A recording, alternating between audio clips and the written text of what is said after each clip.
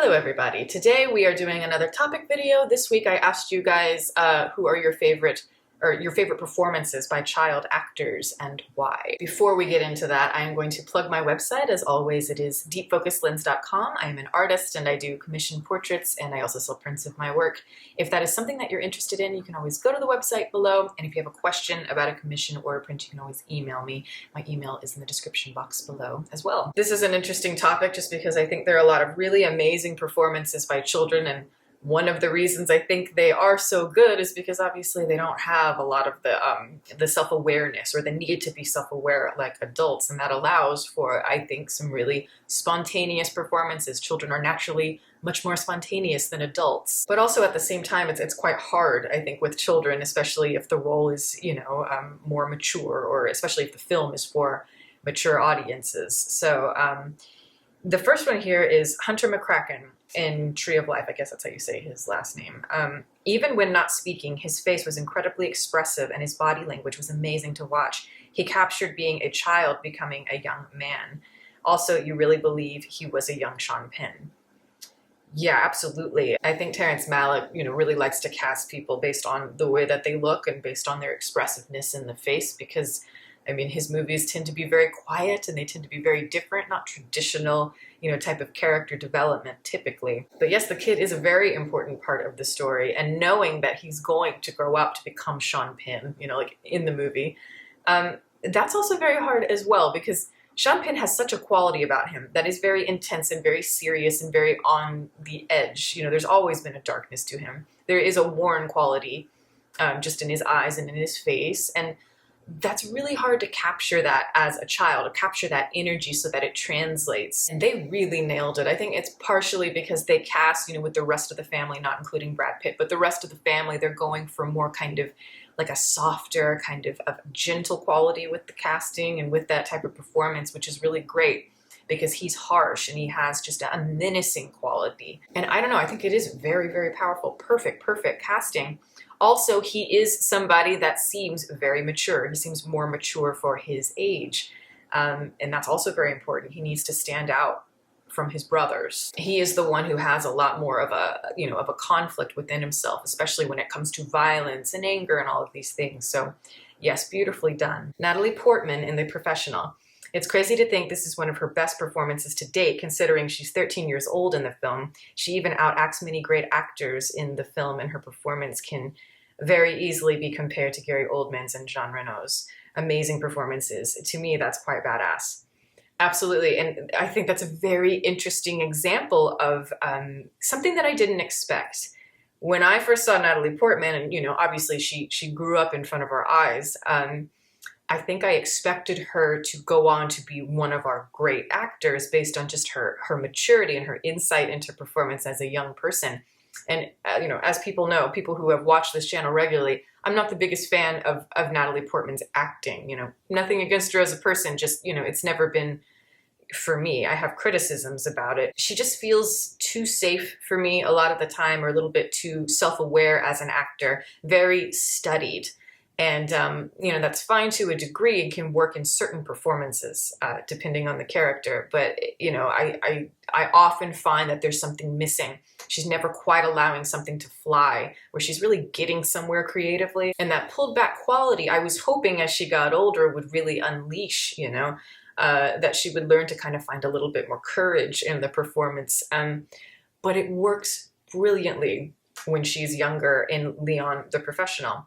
And I think why it works is because, the point of her character is that, she is supposed to be somebody who is very young, but very, very precocious. Somebody who is more mature than a lot of the adults around her. Somebody who is very wise beyond their years, but also, very passionate and very emotional. Her performance quality in it really matches that. It's like a very European style of acting because it is I think more subtle. We are used to seeing so many kid actors and the gimmicks of it, and the way that that character is written, it's written very well.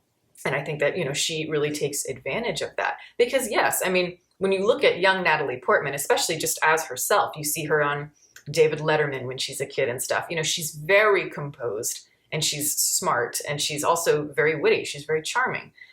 So all of that stuff, I think, really works to her favor in a film like The Professional. Even though Natalie I don't find to be the most versatile or the most interesting as an adult performer, you know, she's very good at emoting. You know, that's certainly something that she can do very convincingly. But I think, you know, as a kid, she was able to do that kind of equally to how she does it now.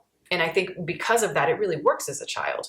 You know, again, because there's that extra sense of maturity that you don't necessarily expect to see. But she also has such an elegance about her. I mean, obviously she's a beautiful woman, but as a young girl, you know, she has an elegance about her, like a neck and you know, you can tell that she has like dance ability or like, you know, the carriage of the body and all of that. And all of these things I just think are wonderful. Absolutely perfectly cast, but also kind of strange at the same time, you know, knowing that I don't feel like she ever quite developed into the performer that I wanted her to be. Okay, so next one, Martin Stevens from The Innocents. Oh, yes. He was the crux of selling the narrative conflict of not knowing whether everything was in the mind of the governess or whether it was actually a real ghost story, especially for those who had never read the story. He was able to be so very adult at times, but also with that hint of child who was playing a part that he learned from another deceased adults. If he was just an adult in a child's body, it would have been a good example of acting, but he was also able to contrast that with scenes where he acted his age, and that is what truly makes it great.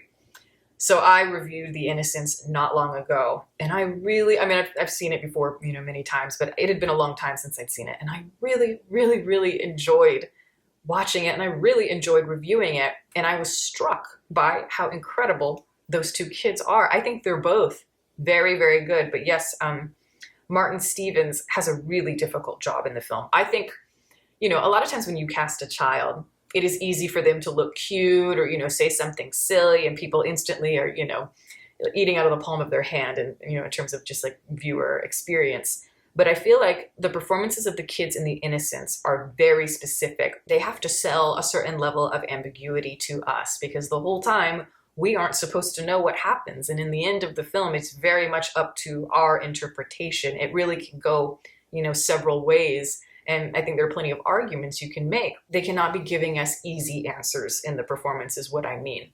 They have to seem, you know, manipulative at times, but then very sweet and gentle at other times, then, you know, a little bit off or a little bit strange. There's a lot that they have to do. And with the child in particular, yes, he does always have to seem, you know, one step ahead of the governess. And at times, yes, he seems a little bit manipulative. Other times he does seem very precocious, obviously very, very smart, but very cunning at the same time. He also has to do some really uncomfortable things in the film. And if you've seen the film, you know what I'm talking about. You know, some certain scenes that almost go too far. And I often wonder, like, you know, how do they approach scenes like that, or especially that scene with that particular child actor? What do they tell him to prepare? Because obviously it's something that, you know, the child would not be mature enough to know about, I would hope. And because this film deals with very adult themes, it's like, where do these kids find that motivation for these performances? So yes, I think that these particular performances are some of the most difficult for children to pull off, and they absolutely picked the right ones. I also feel that, you know, his younger sister, you know, the actress there did an absolutely brilliant job. You know, she does a lot less talking and a lot less manipulating on the surface, but she has a quality to her that is very scary and very much almost like she's more dangerous in a way because she is so distant, because we don't know what's in her head. We don't know what she feels, but whatever it is, it clearly really, really affected her. If you haven't seen that film, oh my God, I really recommend it. It is on Criterion, and like I said, I reviewed it recently. Next one is Brooklyn Pritz in The Florida Project. It's unfortunately rare to see children in films actually acting like children and not just seeming to read lines off a script. But the naturalism from all the kids in The Florida Project were exceptional. Particularly the heart of the film, Brooklyn. She showed true naivete and innocence, and a sense of childlike wonder. But what really sealed the deal was when she bursts out crying in the film. She actually cried like a child, which was really jarring and visceral when I first watched the film. And it's rare to see legitimate childlike crying. A simply wonderful child performance. Yeah, of course. But you know, Sean Baker obviously directed The Florida Project, and I think that he just gets incredible performances out of everybody. He's just You know, it's because I think he doesn't approach it like a typical movie. And obviously he likes to cast people who have no acting experience. He's very interested in bringing out the eccentricities or the quirks of people that they naturally have, bringing them out in a cinematic way. But he cast Brooklyn Prince absolutely brilliantly because, you know, obviously she's a young girl born into a, you know, a sad situation, but she has to have a certain kind of chemistry with the mother. And those two have a brilliant chemistry because it feels almost like a not a mother-daughter relationship at all, much more like a sister, like a sister relationship. And they're both very rowdy. They're both like children who are completely untamed and have no, you know, like no sense of discipline naturally. And I think that Brooklyn really has that quality of just wildness. Like, you know, you just get a sense that she'll just like come up to you and just give you a noogie. She has that energy about her that is, you know, very wild and very rough and very fun. They both do, and that's why I think they work together so well. And yes, I really think it's similar to maybe like a Terrence Malick, where I'm sure Sean Baker just, you know, probably puts the camera on those kids and just lets them do their thing. And, you know, that's why you're getting such incidental, serendipitous type of performances there. And, you know, really, I'm sure those kids really were, you know, playing hide and seek and really doing a lot of the things that you see. Totally agree with you that the ending is astonishing. I mean, because you really rarely do see kids really crying like that in a way that feels extremely visceral, as you say, and it doesn't feel like they're acting or like, you know, it's a gimmick to make you go, oh, isn't that so sad? Like a sympathetic sort of thing. This felt very, very real. And if you get through that scene without crying, you are a better man than I, because that scene just wrecked me, absolutely wrecked me. But again, that wildness and that feeling of always being in the moment, fly by the seat of your pants that these characters have naturally as personalities is so key for that film. And yes, Brooklyn is really the heart of that whole film. And it's a magnificent piece of work. Definitely any of the four main cast in Stand By Me, especially River Phoenix, they're different misadventures and moments where they're having serious or ridiculous conversations feel very down to earth and helps you buy into their friendship, which is why when they go their separate ways at the end, it hits you hard. You really feel as though you've been on this great journey with these kids. It's absolutely wonderful. Yeah, and I love those kids. They're all really, really good for sure. And they found kind of the perfect things to capitalize on with each actor. I think absolutely, though, River Phoenix is the one that really captures, you know, a sense of depth.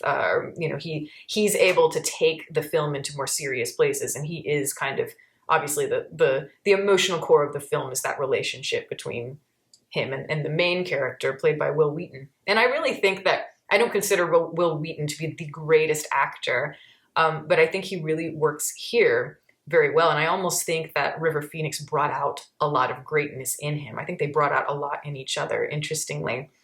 But yes, there are scenes with River Phoenix that really show somebody, again, very precocious. I think that's like the theme here is like, you know, these people that are really, really great. They have a maturity that is beyond their years. River Phoenix, I think, at least you get a sense when you watch the film that he's somebody who's lived a life that's a little bit different from a lot of people. And he's probably seen some things, experienced some things that, you know, maybe he shouldn't have experienced. I don't know. I always got that sense. And I first got that sense watching this film and watching the way that he's able to bring out emotion and darkness. And again, that unpredictability in his performance. It is a wonderful performance by somebody who clearly you could see had an amazing future ahead of them. And obviously we'll never truly know where it would go, but we did, you know, get to see him, at least in his adult years, make that transition. And he transitioned absolutely beautifully. He's an example of somebody who, you know, did seem really wise beyond their years at a certain point, and then they grew up and they kind of fit into that role perfectly and let it flourish. And, you know, obviously it's always a shame when young talent like that ends so quickly. He absolutely, I think, had that cinematic quality, that James Dean sort of compelling nature about him. But, you know, his brother, Joaquin, has certainly done him proud, I think. I really don't know what my answer would be because, you know, there's just so many amazing performances by kids. But, you know, what you've mentioned here, especially the innocence, that's when, I guess it's just because it's fresh in my mind. I was really struck by those performances and how much they affected me. And of course, Alexei Kravchenko from Come and See, but I talked about that last week, so I didn't bring it up here, but certainly for me, that's one of the great performances and an example of somebody who, had an extreme emotional burden on them and they carried it just absolutely brilliantly. But yeah, so that is the video. Thank you guys so much for writing in. Again, I really enjoy reading what you guys have to say, and we will do another one. But thank you guys so much for watching. Over here you will see my patrons. Thank you guys so much for your support. If you are interested in supporting, the link for that is below, as well as the rest of my social media information. You can watch more videos here, and you can subscribe if you'd like. Catch you next time.